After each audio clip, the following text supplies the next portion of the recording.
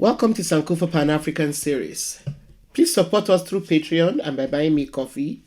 Don't just subscribe to this channel. Turn on your notification button, share our videos, and check out our website, sankofastorybooks.com, for history, Afrocentric stories, and other resources for children. Our guest today is ELEANOR SHEARER, a mixed-race writer and the granddaughter of Windrush generation immigrants. She splits her time between London and Ramsgate on the English coast so that she never has to go too long without seeing the sea. She currently works for a think tank. For her master's degree in politics at the University of Oxford, ELEANOR studied the legacy of slavery and the case for reparations.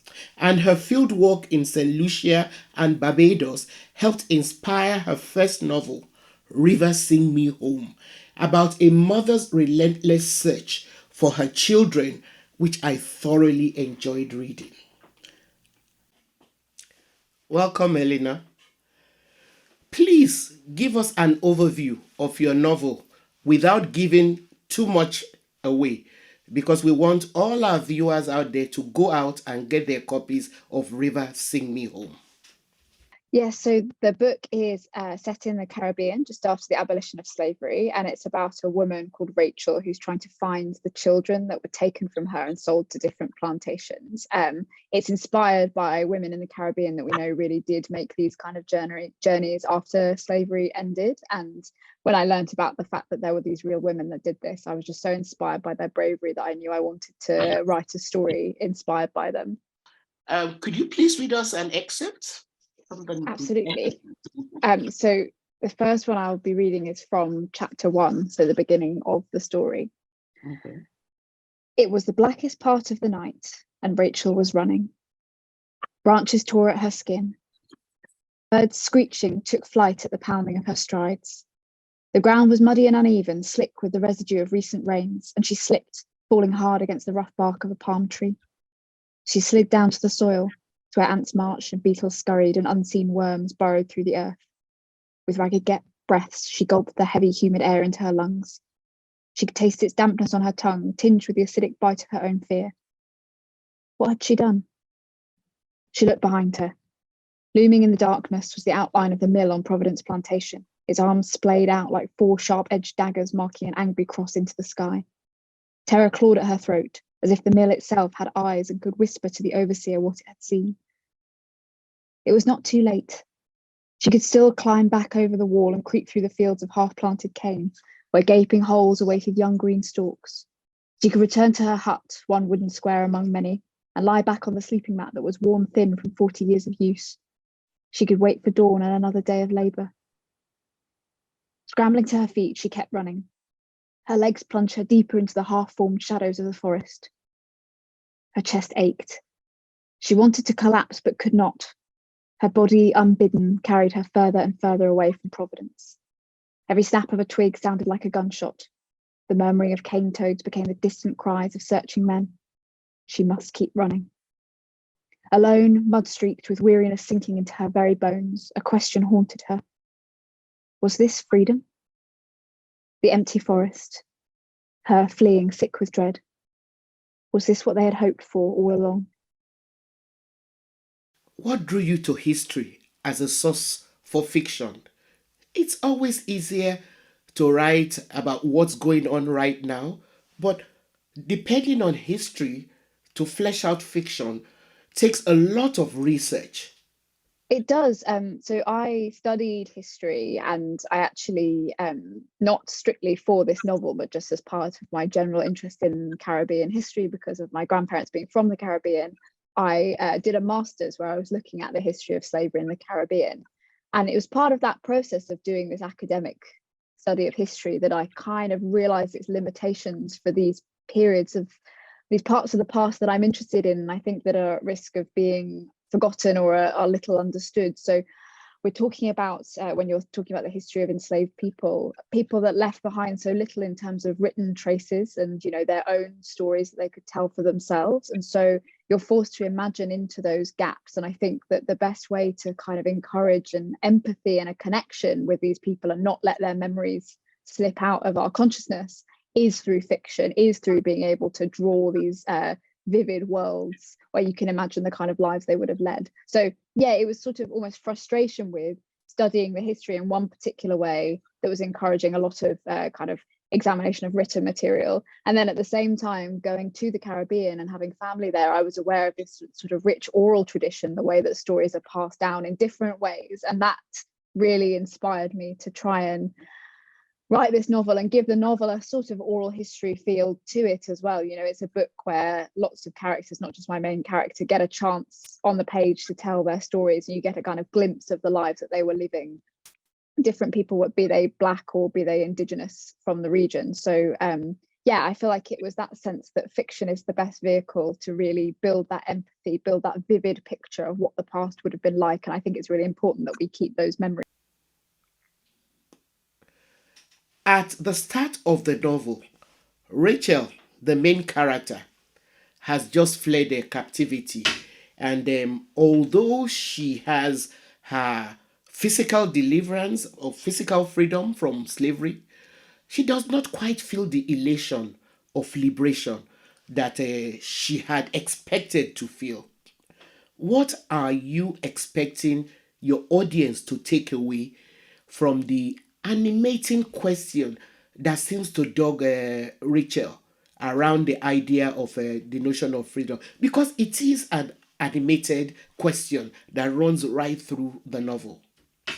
Yeah, absolutely. I think there were two things I wanted to explore about freedom in the novel. So the first is it's set at this very ambiguous time in the history of slavery in the British Caribbean. So the British had just passed the Emancipation Act, freeing enslaved people in the Caribbean, but the law said that you had to continue to work for your former masters without pay for another 6 years. And it was this very racist, paternalistic idea that people needed to be prepared for proper freedom. So on the one hand, you've got this challenge to, in Britain, we often tell a story about abolition that's very triumphalist, that celebrates white people like William Wilberforce and says, you know, they freed the slaves and that was it, you know, happily ever after. And that is not the full picture, and it doesn't express how ambiguous, how difficult the process of gaining freedom actually was. Because even after the apprenticeship system ended, so by law you might not be kept to the same plantation, on lots of the islands, what could you do other than, you know, work on plantations? How can you get that sense of positive freedom if all around you you're so constrained by exploitation? So that was one thing I was interested in. But almost on the flip side, within that system of exploitation and constraint, I wanted to show that there is room for agency, and I wanted to show that freedom is something that people did go out and make for themselves. I think it's really important when you're dealing with these sorts of periods of history and these sorts of events that you don't kind of cast people as just passive victims. You know, freedom in the Caribbean was not something that was just given to enslaved people. It was hard won through resistance, through struggle. And so the question for Rachel of what does it mean to be free? It's not just that she's experiencing a kind of disappointment because of the fact that this Emancipation Act hasn't given freedom as it might have been promised. It's also because she has to actually work that question out for herself. She has to work out, well, given all of the constraints that are on me, how can I still make a life for myself? And for her, that question is centered around family. You know, she doesn't feel she will be truly free until she has found out what's happened to each of her 5 surviving children. So that as well was part of why I wanted to look at the question of freedom. I wanted to look at this issue of making freedom, of actually how you build a life for yourself after slavery has ended, because I think it's not a period that we see represented very often, particularly in the Caribbean. You know, there's work about slavery itself, but I was so interested in that question of, well, how people had to keep on going, had to keep on living after slavery ended. What comes after it? How do you emerge from that trauma and still are able to, you know, experience the full spectrum of human emotion, lead a rich and full life? So that for me was a core part of what I wanted to explore with this question of what does it mean to be free. And you're right. It wasn't just in the Caribbean that not enough has been written about the ambiguity of what freedom meant after emancipation, which were tied to the reason why slavery was abolished on paper. And that had to do with the industrialization and the need for a different form of labor. And the resilience of the formerly enslaved people to take that strand of freedom and make something of it the way Rachel did. Who or what inspired the main character, Rachel?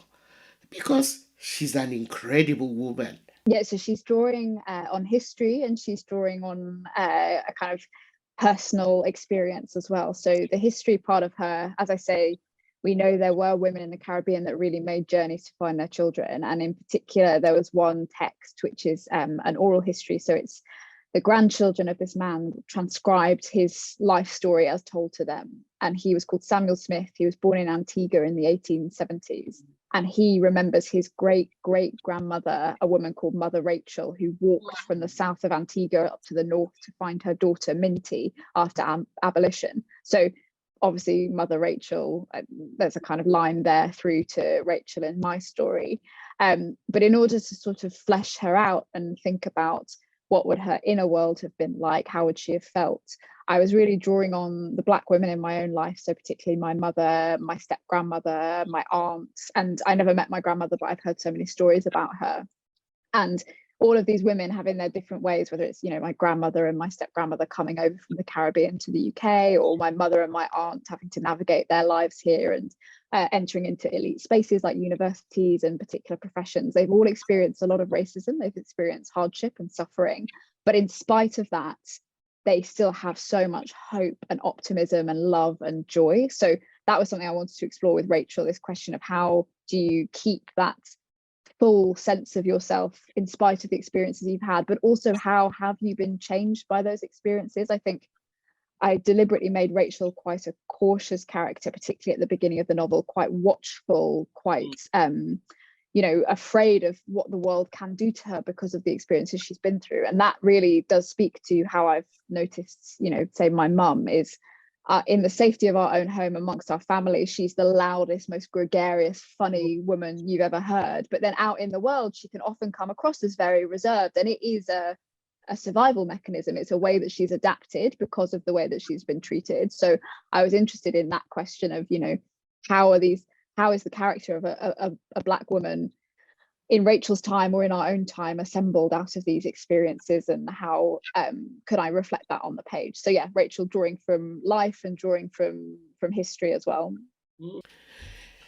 And it's a way of signifying on W.E.B. Du Bois's soul of Black folks and the veil that we use to interact with the outer world. Another significant character is Mama B, who decides to help Rachel, a virtual stranger. What were you illustrating with this particular character? Yes, I think so there were two things going on in my mind, related things. So the first is that I love the Caribbean tradition of kind of folklore and magical realism. So the novel does at times, I admit, feel a little kind of convenient or coincidental. You know, there are moments where characters offer Rachel help, or she sort of comes across the right piece of information at the right time. And it was quite a deliberate choice to make it seem that way, because I was thinking of folklore. I was thinking of that, you know, a traveller along the road meets the person that gives them the sword that means they can slay the dragon, that kind of shape to a story. Always. So yes. And so in some ways, Mama B is a representation of that. She's a representation of this folkloric tradition. But also, it was really important to me to show people giving Rachel help. And then as the novel develops, she gets the confidence to give others help in turn. Yes. Because I think it is so easy to imagine at the time Rachel was living, given everything that she's been through, the suffering that she's experienced, that everyone like her has experienced, that you would become very individualistic, very closed off. It would be, you know, just your own survival could be the only thing you would think about.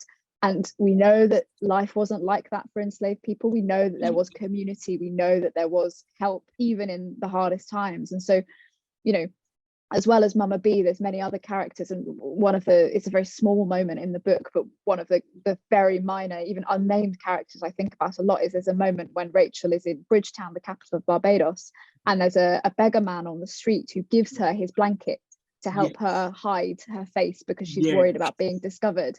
And that really is, you know, someone who has almost nothing is still able to give help, because that was the way. It's again this question of, what does it mean to be free? What does it mean to have human dignity? I think even in the kind of depths of suffering, people feel free, they feel they have agency, they feel they have dignity because they are able to help others. Yeah, it's incredible the way you've subtly given characters that ordinarily, would be written off, what kinds of, like you said, nuanced kind of agencies. It's really powerful. Please read another excerpt to us from River Sing Me Home. Here we go. So, the river slowed, no longer recognizable as the churning estuary belching silt out to sea. Rachel had not forgotten their encounter with the caiman, but as they set out on the morning of their third day on the water, she felt at peace. She thought back to what nobody had told them in Georgetown, the story of the men who had come upriver to find the city of gold. In this story, passed from sailor to sailor, the men were intrepid explorers alone in the wilderness, fending off animals and savages alike. Even nobody in his retelling had succumbed to that state of wonder.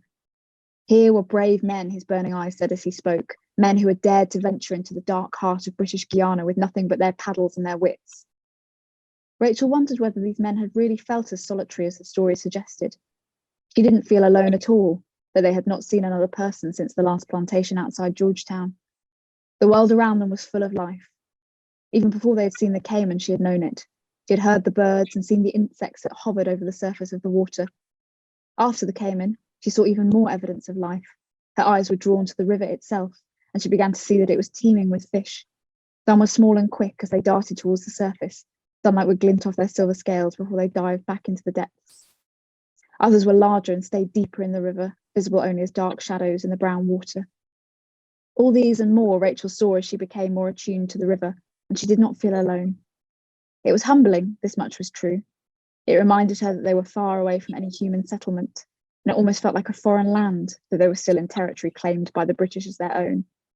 But to feel alone as those men had done, to discount all the other life around her, to discount even the gently flowing water and the fertile earth itself as companions in her journey, that struck her as the height of arrogance. The encounter with the caiman had shaken them, but it was hard not to find a little joy in it all, this magical, strange river world. The sound of the water as it lapped against the sides of their boats, and the calls of birds that flew low and skimmed the surface. It began to sound to Rachel almost like a song. She could not help but hum along with the river as they paddled, joining in with nature's melody as they plunged ever deeper into the forest. You use names most deliberately in this novel. Mary Grace, Micah, Thomas Augustus, Cherry Jane, and Mercy are the names of Rachel's 5 children who she goes in search of after emancipation, even though they had all been taken away from her during slavery. But what is the story behind the choice of the name Nobody as a name of one of your characters? I've been haunted by that name ever since I came across the character in your novel.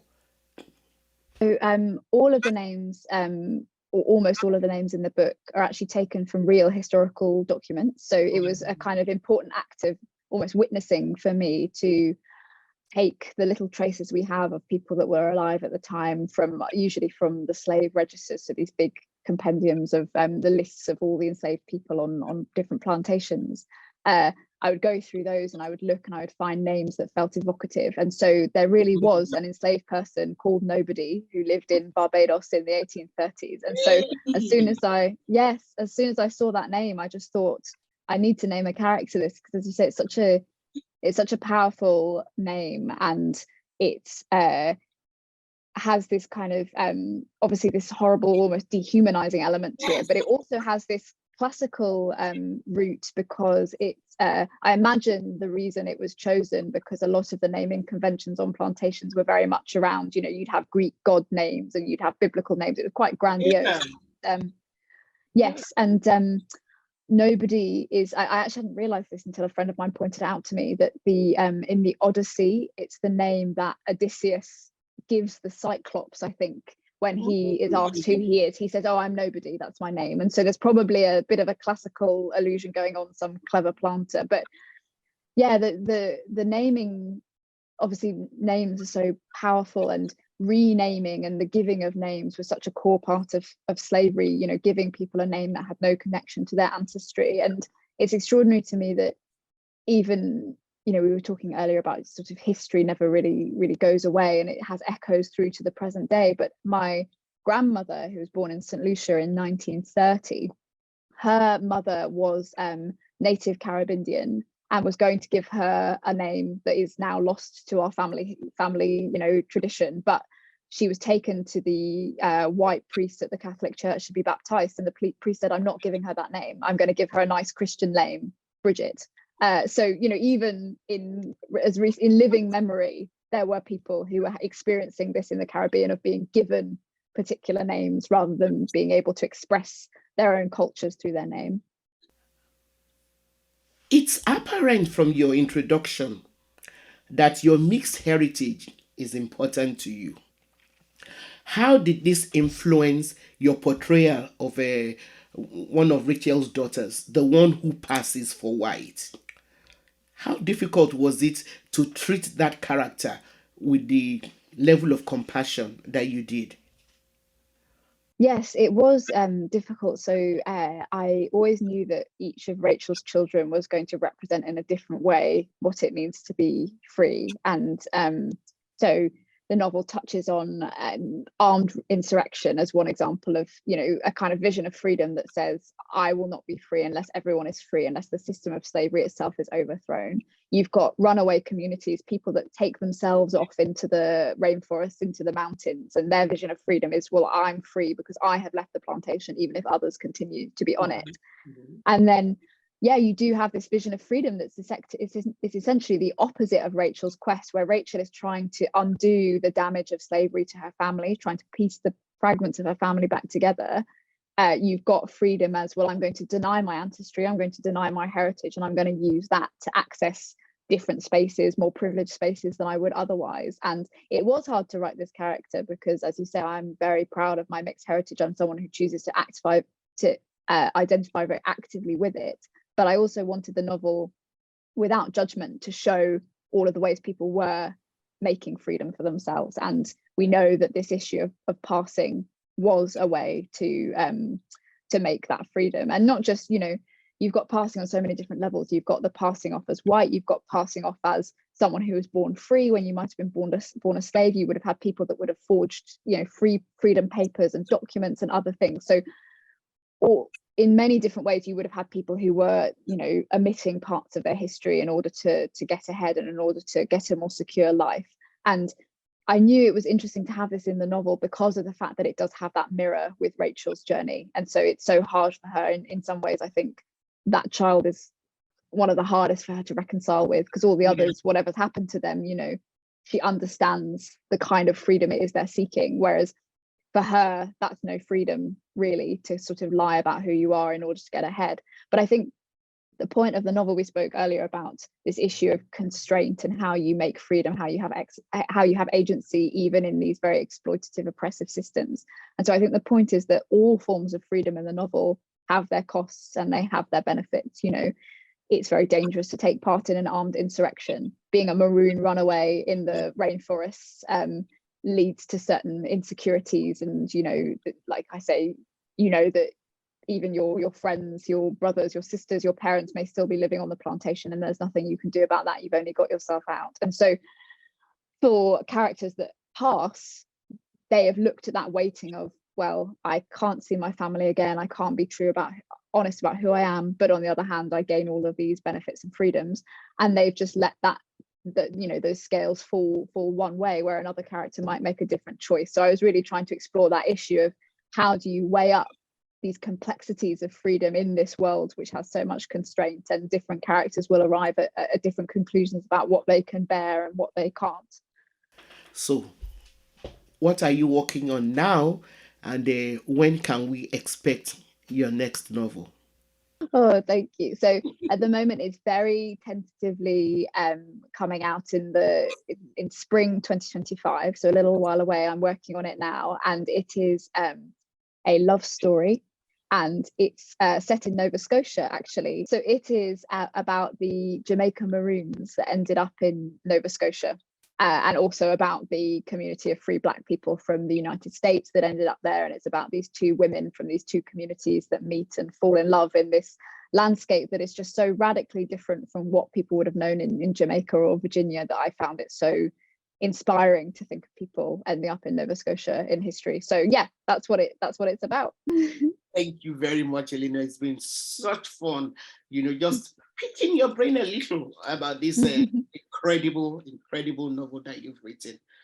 Thanks for watching. Please support us through Patreon and by buying me coffee so we can continue to bring you this series. Subscribe if you've not yet done so, and please turn on your notification buttons. Don't forget to share our videos with all your contacts and keep those comments coming.